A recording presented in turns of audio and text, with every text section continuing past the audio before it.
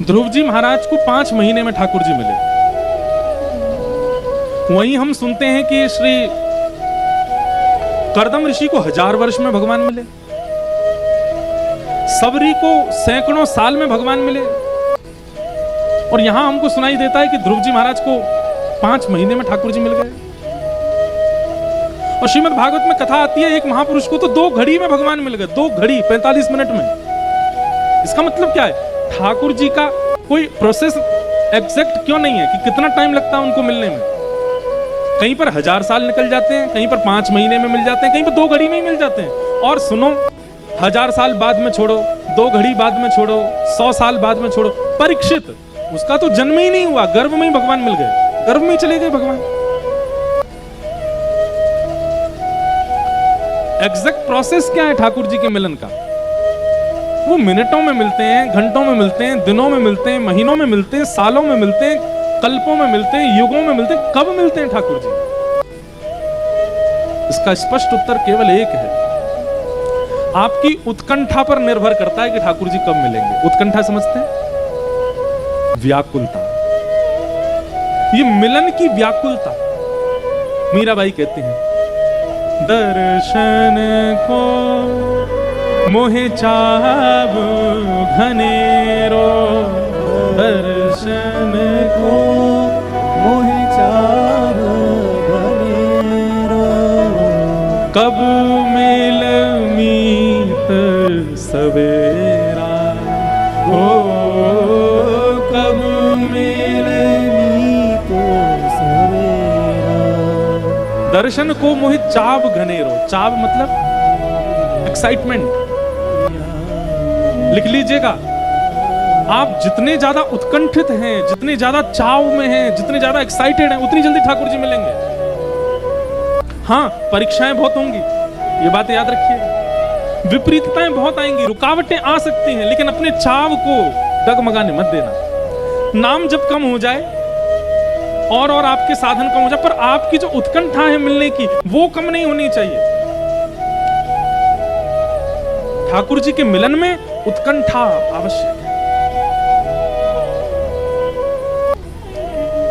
मीराबाई कहती हैं, व्याकुल प्राण धरे नहीं धीरज, व्याकुल प्राण धरे नहीं धीरज, व्याकुल प्राण धरे नहीं धीरज, व्याकुल प्राण धरे नहीं धीरज। कब देखूं मुख तोरा गोविंद, कब देखूं मुख तोरा गोविंद, कब हो मेरे पिया मोरा, कब हो मेरे पिया मोरा, गोविंद कब हो मेरे पिया मोरा। व्याकुलता, उत्कंठा, चाव, उससे ठाकुर जी मिलते हैं। हमारे महाप्रभु जगन्नाथ जी के परम भक्त, उनके वंशज मिले थे परसों तरसों उनको, बंधु महंती, जो कि ना तो धनवान है और ना एक श्रेष्ठ जाति में जन्मे हैं, लेकिन जगन्नाथपुरी से कुछ दूरी पर उड़ीसा के एक गांव में रहते हैं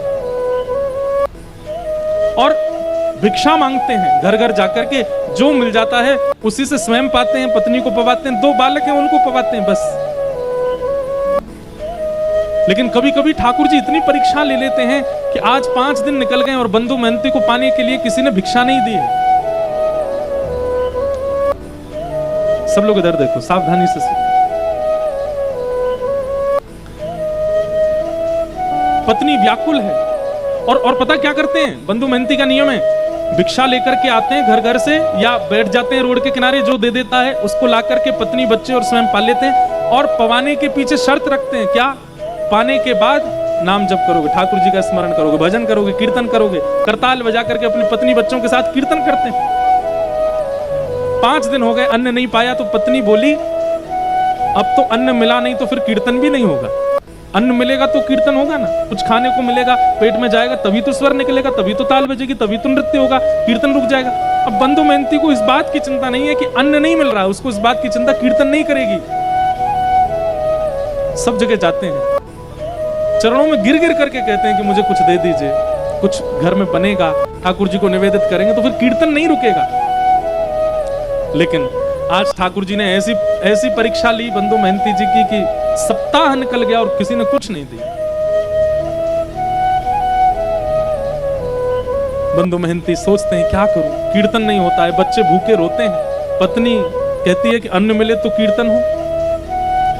रात में मन बनाते हैं, पत्नी को उठाते हैं, बोलते हैं सुनो मैंने तुम्हें आज तक बताया नहीं, मेरे एक मित्र हैं। अच्छा, बहुत धनवान हैं, बड़े सुंदर हैं, खूब सारे जेवर पहन के घूमते हैं और लाखों करोड़ों लोग उनके चरणों में प्रणाम करते हैं। अच्छा, तुम्हारे मित्र हैं? बोले हाँ मेरे मित्र हैं, मुझे अपना सखा मानते हैं। क्या नाम है उनका? बोले मेरा और उनका एक जैसे ही नाम है, मेरा बंधु मेहनती नाम है, उनका दीन बंधु नाम है, उनका नाम दीन बंधु, हम दोनों मित्र हैं एक दूसरे के। अच्छा, दीन बंधु नाम, कहाँ रहते हैं वो? देवी मेरा मन है कि मैं और तुम और बच्चे सब उनके पास चलें, वो हमें भोजन जरूर खिलाएंगे। भोजन का नाम सुनती पत्नी इतनी खुश हो गई जैसे पति आज के डेट में गए डायमंड देने को बोल दे या हीरे जवाहरात देने को बोल दे, खूब सारी ज्वेलरी। पत्नी भोजन देंगे? बोले भोजन, दाल देंगे, भात देंगे और साथ में छेना पोड़ा देंगे, आदि आदि सब देंगे। ये सब सुनकर के हम चले उनके पास, चलो बच्चे सो रहे, मैं गोद में उठा लेती हूँ, चलते। देवी चल तो देंगे लेकिन थोड़ा समय लगेगा। कोई बात नहीं, सुबह तक तो पहुंच जाए। सुबह तक नहीं देवी, 5 दिन का समय लगेगा। पत्नी बोली 5 दिन? कहाँ रहते हैं? बोले एक नीलाचल धाम है जगन्नाथपुर, वहां रहते हैं, मेरे दीन बंधु वहां रहते हैं।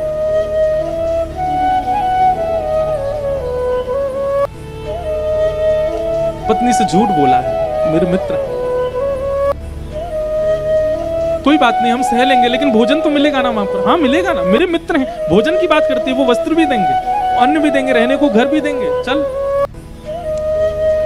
और अपनी पत्नी को लेकर के जा रहे हैं और रास्ते भर जगन्नाथ जी से प्रार्थना करते जा रहे हैं, हे महाप्रभु मुझे कुछ नहीं चाहिए, तो मेरी लाज बचाना। मैंने इसको बोला है कि आप मेरे मित्र हो, कहीं आप मित्र बनकर के नहीं मिले तो इसके मन में अविश्वास हो जाएगा, और इसके मन में अगर अविश्वास हुआ ना तो मैं क्या करूंगा। अब इसी बहाने से अपनी पत्नी बच्चों से कीर्तन कराते। अब तो 3 ही दिन में पहुंच जाएंगे, कीर्तन करो। कीर्तन करते हैं, जबरदस्ती करवाते हैं, लेकिन ये भी बंधुओं एक प्रकार से भगवत भाव है। आप स्वयं तो भगवत भजन करते हैं पर अपने मित्रों से और संबंधियों से भी भगवत भजन कराते हो, ये भी एक कृपा है। ठीक है, 1-2 बार कुभाव से करेंगे तो भी चलेगा, करेंगे तो सही। अपनी पत्नी बच्चों को लेकर के बंधु मेहनती पहुंच गए जगन्नाथपुरी। 5 दिन हो गए चलते चलते, कुछ खाया पिया पिछले 7 दिन से नहीं खाया, 5 दिनों। बच्चे भूखे प्यासे तड़प रहे हैं, तो कहीं से नरम पत्ते तोड़ के ले आते हैं, कुछ ऐसे सामान मिल जाता है तो बच्चों को खिला देते हैं। जैसे ही जगन्नाथपुरी पहुंचे, दूर से ही नील चक्र दिखाई दिया, ध्वजा लहरा रही है महाप्रभु जगन्नाथ जी की।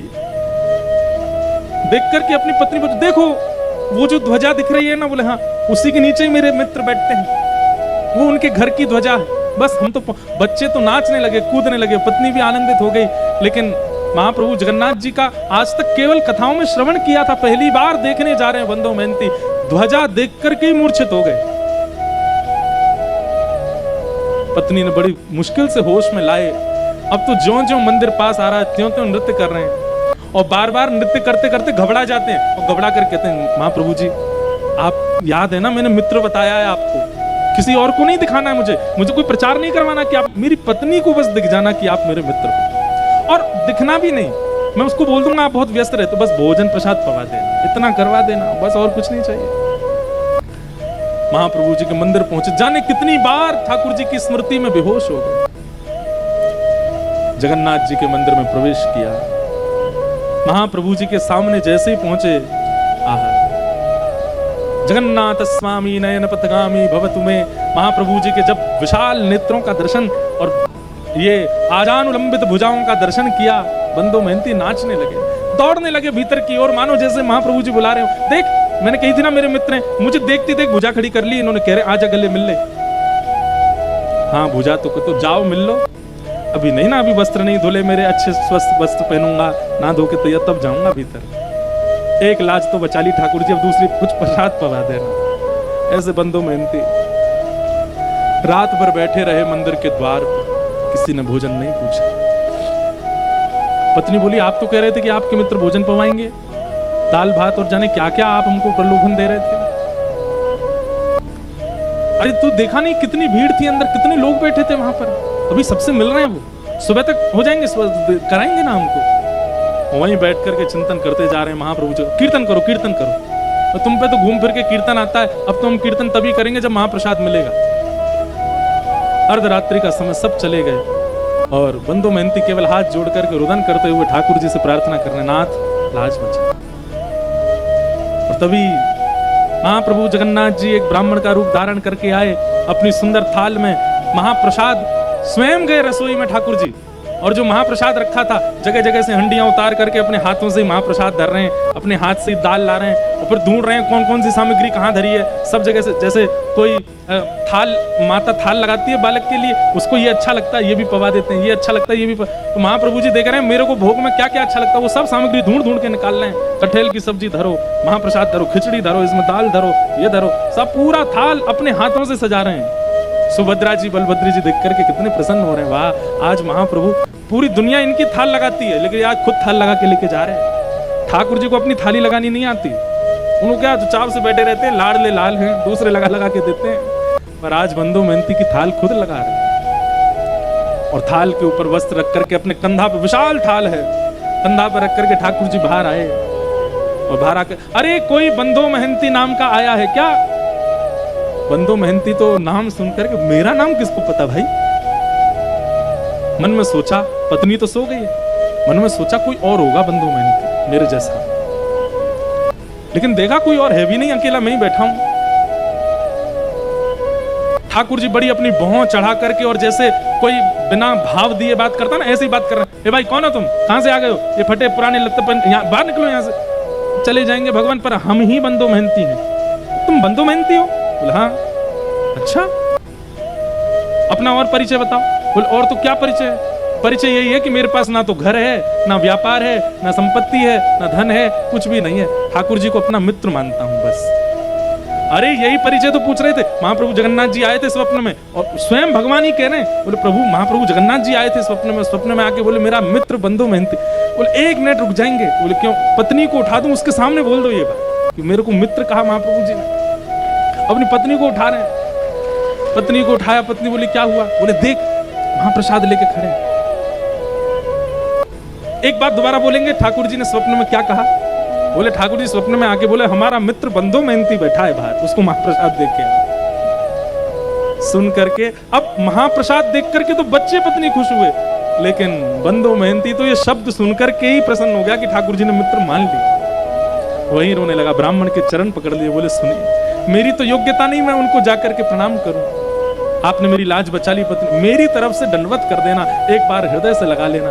बोले कि समय मिलेगा जगन्नाथ जी खुद ही बुला लेंगे तुमको भीतर, महाप्रसाद पाओ। और सुनो ये थाल बहुत महंगा थाल है, इसको व्यवस्थित ऊपर पहुंचवा देना मंदिर में। तो जी जी हम पहुंचवा देंगे। और महाप्रसाद आया, बच्चों ने पेट भर के पाया, पत्नी ने पाया, बंदो मेहनती ने पाया। बंदो मेहनती को भूख थोड़ी थी, वो तो भूख मर गई ठाकुर जी की बात सुन करके। रात में बर्तन धो करके विशाल थाल, उसमें रत्न जड़े थे, इतना महंगा थाल। अब वो तो पूरे घूम आए मंदिर के आसपास, कोई मिला नहीं। बोले थाल किसको दूं मैं? ठाकुर जी की लीला, ना द्वार पर कोई है, ना कहीं कोई स्थान है रखने का। मन में सोच रहे मैं कहीं भी रख के चला जाऊं तो कोई ले गया तो अपने पास छुपा करके थाल को धर लिया। सुबह होगी, द्वार खुलेंगे तो भीतर दे दूंगा पुजारी जी को। प्रातः काल होते ही महाराज मंदिर में हड़कंप मच गया। ठाकुर जी का थाल चोरी हो गया, ठाकुर जी का थाल चोरी हो गया। रसोई घर से दूसरी आवाज आने लगी। बोले क्यों? हंडियां फूटी पड़ी हैं, चावल बिखरे पड़े हैं, पता नहीं कौन भीतर घुसा था, सारी सामग्रियां फैला दी हैं।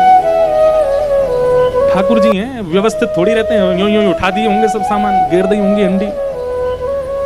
हल्ला मचा, ढूंढने लगे, इतने में बंदो मेहनती के नेत्र खुले, ये अपनी थाल लेकर के मंदिर में ही पहुंच गए। और जैसे ही इनके हाथ में थाल देखी तो शरीर की अवस्था, वस्त्रों की अवस्था से लगता ही नहीं है कि इसके पास थाल। चोर ही मालूम पड़ रहा था। बिना पूछे बिना जाने ही मारपीट शुरू कर दी। और जैसी मारपीट होनी शुरू हुई, बंधु महंती तो वाह जगन्नाथ, जय हो जगन्नाथ, आहा जगन्नाथ, रात में तो छेना पोड़ा खिला रहे थे, रात में तो रसगुल्ला खिला, सुबह लात घुसा पड़वा रहे हो, वाह जगन्नाथ तेरी लीला बड़ी अद्भुत है। पत्नी आकर इनको मत मारिए, ये जगन्नाथ जी के मित्र। बोले अच्छा जगन्नाथ जी का मित्र, इसको बताते हैं हम। अरे रात में जगन्नाथ जी ही दे करके गए। हाँ जगन्नाथ जी पर और तो कोई काम ही नहीं, इसको देने जाएंगे। इस पर पहनने के लिए वस्त्र तो अच्छे नहीं है, महाप्रभु जगन्नाथ इसको महाप्रसाद पवाएंगे।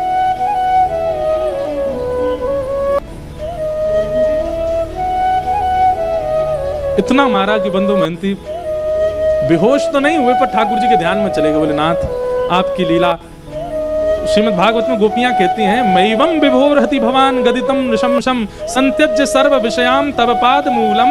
हे ठाकुर जी, सब चीज छोड़ करके भक्त आपकी शरण में आता है, लेकिन आप परीक्षा लेने से बाज नहीं आते, आप बहुत परीक्षा लेते हैं। बंधु महंती चिंतन कर रहा, वाह नाथ, आप चाहो तो सब कुछ देते हैं और आप चाहो तो मारते पीटते हैं। ठाकुर जी तुरंत दैत्यपति राजा के स्वप्न में गए और कहे, बोले मेरा परम सखा बंधु महंती यार, तुम्हारे लोग उसको मार रहे हैं, अभी जाओ जाकर के उन लोगों को रोको और उन सबको बताओ। उनका दिमाग नहीं चलता, खुद वो स्वयं नहीं विचार कर सकते। जब मंदिर का ताला नहीं टूटा है, मंदिर के अंदर के सांकर तक नहीं खुली है, तो फिर भीतर से थाल बाहर कैसे चला गया?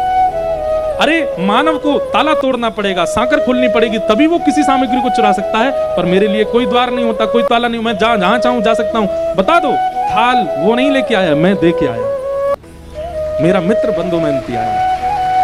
राजा ने आकर के सबको रोका। बोले क्यों मार रहे हो? इन्होंने बोले थाल चुराया, ताला खुला हुआ मिला था क्या? बोले नहीं। बोले रसोई घर में सब सामग्री फैली थी। बोले रसोई के ताले खुले हुए? तो बोले नहीं। बोले भाई जब ताले ही टूटे नहीं तो फिर ये सामग्री बाहर कैसे आई? विचार किया तुमने? स्वयं जगन्नाथ जी देख करके, जगन्नाथ जी की आज्ञा बता करके क्षमा मांगी और महाप्रभु जगन्नाथ जी ने आज्ञा कर दी। बोले आज से हमारे मंदिर में सब जो भी कुछ धन राशि आती है, जो भी, वो सब सेवा बंधु महंती को प्रदान करो, इनको हमारे मंदिर की सेवा दे दो। आज तक महाप्रभु जगन्नाथ जी के मंदिर की सेवा उन्हीं के वंशज करते आ रहे हैं। परसों तरसों हमें मिले थे, कोई उनके वंश के ही आए थे भुवनेश्वर से, मिलके गए। कैसे कृपालु है नाथ। परीक्षाएं तो बहुत लेते हैं, लेकिन अपने उत्कंठा को डगमगाने मत देना। बस जीवन में पड़ाव बहुत आएंगे, भक्ति मार्ग में रुकावटें बहुत आएंगी, विचलनता बहुत ज्यादा आवेगी, लोगों के द्वारा बहुत कुछ सुनना पड़ेगा, पर आप अपनी मिलन की जो वो भावना है उसको खत्म मत होने दो, वो यथावत रहने दीजिएगा। ध्रुव जी महाराज को 5 महीने में ठाकुर जी मिल गए और ठाकुर जी ने मिलकर के ध्रुव जी की स्तुति श्रवण करी। ध्रुव जी महाराज ने भगवान की पावन स्तुति गा करके चरणों में प्रणाम करके कहा, भगवान भक्ति मोह प्रवहताम त्वयि में प्रसंगो भूयादनंत महताम अमलाशयानाम ये नांजसोल्वणुमुरुव्यसनं भवाब्धिं निश्चय भवत गुण कथामृतपानमत्त। हे नाथ, मुझे आपकी कथा का व्यसन हो जाए, कृपा करके ऐसा अनुग्रह कर दो। भगवान ने ध्रुव के ऊपर कृपा की। 36,000 वर्ष तक ध्रुव जी ने पृथ्वी पर राज्य किया। तत्पश्चात ध्रुव जी महाराज श्री भगवत धाम को प्रस्थान किए और भगवान ने उनको एक नवीन लोक बना करके दिया, जिसका नाम ही है ध्रुव लोक। वहीं पर श्री ध्रुव जी महाराज नित्य बैठ करके भगवान का आराधन और दर्शन करते हैं। बोलो भक्तवत्सल भगवान की। ध्रुव जी के वंश में राजा अंग, इनके बेटा बैन, बैन के ही यहाँ भगवान पृथु हुए और पृथु महाराज ने 10,000 कान मांगने का वरदान मांगा। ऐसे सब क्रम सुनाए गए। तत्पश्चात ऋषभदेव महाराज जी का चरित्र सुनाया, जिनके वंश में श्री भरत जी हुए, जो कि अपने तृतीय जन्म में भरत जी महाराज दूसरे जन्म में हिरण बने, तीसरे जन्म में जड़ भरत बन करके आए और रहुगण राजा को इन्होंने ज्ञान उपदेश किया। अद्भुत कथा यहाँ पर सुनाई गई। भूगोल खगोल का वर्णन किया, नरकों का वर्णन किया गया। सब कथाओं को हम प्रणाम मात्र करते और वृत्रासुर की कथा सुनाई गई, जहाँ पर 4 श्लोक वृत्रासुर ने भक्ति प्रधानता के गाए हैं। भक्ति पथिकों को ये 4 श्लोक याद होने चाहिए। कौन कौन से? श्री अनेक बार हमने इनका विस्तार किया है। अब क्या लगातार हमारी कथा चलती है तो हम कहीं कोई प्रसंग विस्तार करते हैं, कहीं कोई करते हैं। तो यहाँ पर अब कृष्ण जन्मोत्सव करना है तो उसके लिए अब चल रहे हैं। वृत्रासुर ने 4 स्तुतियां श्लोक गाई हैं, उनकी बड़ी प्रधानता है। अहम हरे तब पादई कमूला दासानुदासो भवतास्म भूय मनस्मरेता सुपतेर्गुणांस्ते गृणीतवाक्कर्म करोतु काय न नाकपृष्ठं न च पारमेष्ठं न सार्वभौमं न रसाधिपत्यं न योगसिद्धिरपुनर्भवं वा समञ्जसत्वा विरहय्यकाङ्क्षे अजातपक्ष इव मातरं खगा स्तन्यं यथा वत्सतरात् सुधार्था प्रियं प्रियैव व्युषितं विषन्नाः मनोरविन्दाक्ष ददीक्षते त्वाम् मम तमश्लोकजनेषु सख्यं संसारचक्रे भ्रमतस्य कर्मभिः त्वन्मायया आत्मजातरागः स्वासक्तचित्तस्य न नाथ भूया। इस प्रकार श्री वृत्रासुर ने भगवान की स्तुति गाई, प्रहलाद जी का पावन चरित्र सुनाया गया। हिरण्यकश्यप नाम के राक्षस के यहाँ पर भक्त प्रहलाद का प्रादुर्भाव हुआ। भगवान को जब कृपा करनी होती है तो विपरीत परिवार में भी भक्तों को जन्म दे देते हैं। लेकिन आजकल के कलयुगी जीव भक्त बालकों को पाकर के मन में विचार करते हैं कि भैया संसार में कैसे रहेगा। लेकिन आप लोग यही मानिएगा कि आपके पूरे खानदान में कोई भक्त नहीं हो, एक भक्त बालक हो जाए तो महाप्रभु जगन्नाथ जी ने पूरे कुल को चुना है उद्धार करने के लिए। उसका सम्मान कीजिए, उसकी स्थिति को समझिए। आज भी कोई सुबह मिलने आए थे, उनमें भी एक छोटी सी लाली बेचारी, उसके लिए भी उनकी माता जी बोल रही थी कि इनके परिवार में कोई और इनकी भावना को समझता नहीं। बंधुओं, एक भक्त यदि कुल में उत्पन्न होता है तो ठाकुर जी की कृपा से होता है। आपने कोई प्रयास नहीं किया। कई जगह ऐसा होता है दादा दादी भक्ति कराते हैं, माता पिता भक्ति कराते हैं, तब बालकों में भक्ति जागृत होती है। पर कई जगह ऐसा होता है किसी में भक्ति नहीं है, लेकिन वो बालक बचपन से ही वैष्णव भक्त हो जाता है, अपने आप उसकी रुचि कथाओं में बढ़ने लग जाती है। इसका मतलब है ठाकुर जी ने चुना है। ठाकुर जी चाहते हैं कि आप भक्ति भाव में आओ। आजकल बहुत सारे बालक ऐसे मिलते हैं जो सब काम करते थे, लेकिन अचानक से कोई रील ऐसी देख ली, कोई वीडियो ऐसी उनके सामने आ गई, उसको देख लिया, महाभागवत प्रसंग सुन लिए, बस वो प्रसंग सुनते ही उनके चित्त में परिवर्तन आने लगा। जिनका मैं बात बता, बंधु महंती के जो परिवार के परसों हमें मिले, वो भी बता रहे थे, बोल महाराज जी हम सब कुछ चलता था जीवन में परिवार में, लेकिन 2 वर्ष पहले कोई ऐसी क्लिप देख ली, ऐसा भाव सुन लिया कि बस तब से सब छोड़ दिया। वचनों में बहुत ताकत है। मुझे ऐसा लगता है कलयुग में परमात्मा कहाँ है? वाणी में है। वाणी में परमात्मा विराजमान है। ये वाणी चाहे तो व्यक्ति को साधक बना दे, और यही वाणी चाहे तो व्यक्ति को महाकुकर्मी बना दे। वाणी चाहे तो व्यक्ति को जीवन उद्धार करने के मार्ग पर पहुंचा दे, और वाणी चाहे तो आत्महत्या करने पर मजबूर कर दे। वाणी ही श्री कृष्ण है। आज पूरी सृष्टि का संचार वाणी से हो रहा है, और उस वाणी में अगर नाम विराजमान हो जाए तो उस वाणी से कितनों का अध्यार हो जाएगा। तो किसी कुल में यदि भक्ति नहीं है और वहां एक भक्त का आगमन हो जाता है तो इसका मतलब भगवत कृपा करके वहां आएंगे। 2 प्रमाण दे रहे हैं हम। पहला, रावण के पूरे कुल में कोई भक्त नहीं है, लेकिन परम भागवत श्री विभीषण जी हो गए। रावण की वजह से लंका की पृथ्वी पर राम जी के चरण नहीं पड़े हैं। विभीषण ने इतना नाम जप किया है, इसलिए हनुमान जी भी गए हैं, राम जी भी गए हैं, लक्ष्मण जी भी गए, पराम्बा जगदम्बा श्री सीता जी भी विराजी हैं। क्यों? क्योंकि एक वैष्णव वहां रहता है। एक वैष्णव के नाम गुणगान की वजह से पूरा राम दरबार इकट्ठा हो सकता है लंका में, और यहाँ एक वैष्णव के नाम गुणगान से भगवान खम्भ भेदन करके नृसिंह प्रकट हो जाते हैं। हम यहाँ पूरे दिन घर सजाते रहते हैं, ठाकुर जी कभी तो आओ, ठाकुर जी हमारे घर में पधराओ, इत्र लगाते हैं, चौक पुराते हैं, गोबर से लेपन कर देते हैं, सजाते हैं, ठाकुर जी आते ही नहीं। लेकिन विपरीत अवस्था के परिवारों में एक भक्त यदि पुकार करता है तो ठाकुर जी पहुंच जाते हैं। इसका मतलब क्या है? उसकी पुकार में सामर्थ्य है ठाकुर जी को बुलाने की। हमारी पुकार अभी उस योग्यता से हुई नहीं। प्रहलाद विपरीत परिवार में जन्मे हैं। अरे दूर दूर तक कोई व्यक्ति ऐसा नहीं है जो भगवत। मैं एक बात कथा में कहा करता हूं, माताजी डॉक्टर हैं, पिताजी डॉक्टर हैं, भैया डॉक्टर है, चाचा डॉक्टर हैं, दादाजी डॉक्टर हैं, तुम भी डॉक्टर बन गए, कोई बड़ी बात नहीं है। लेकिन माताजी डॉक्टर नहीं, पिताजी नहीं, दादाजी नहीं, चाचा नहीं, दूर दूर तक खानदान में, और तब आप डॉक्टर बन जाओ तो आपके चर्चे बुआ फूफा के खानदान तक होते हैं। अरे भाई उसको देखा डॉक्टर बन गया। जहाँ सभी डॉक्टर होते हैं वहां आप भी बन जाओ तो पता नहीं तुम भी डॉक्टर ही होंगे, सब डॉक्टर, हाँ हम भी डॉक्टर हैं। वहां तो ऐसे जैसे मानो भंडारे में डॉक्टर बन गए हम, ऐसा लगता है। ठीक वैसे भैया दादी भी भक्त हैं, दादा भी भक्त हैं, पिताजी भी भक्त हैं, मैया भी, आप भी भक्त बन गए। इसमें इतनी पूछ वाली बात नहीं है, लेकिन सब विपरीत हैं, तब आप भक्त हो। उस समय महाप्रभु जगन्नाथ जी को स्मरण किया करो, ये आपकी कृपा है। आप चाहते हैं कि मैं नाम गाऊं, इसलिए गा रहा हूं। इसलिए विपरीत अवस्था में जब कोई वैष्णव भक्त बालक होता है, उस पर भगवत कृपा है। श्री प्रहलाद जी महाराज हिरण्यकश्यप के यहां पर जन्मे।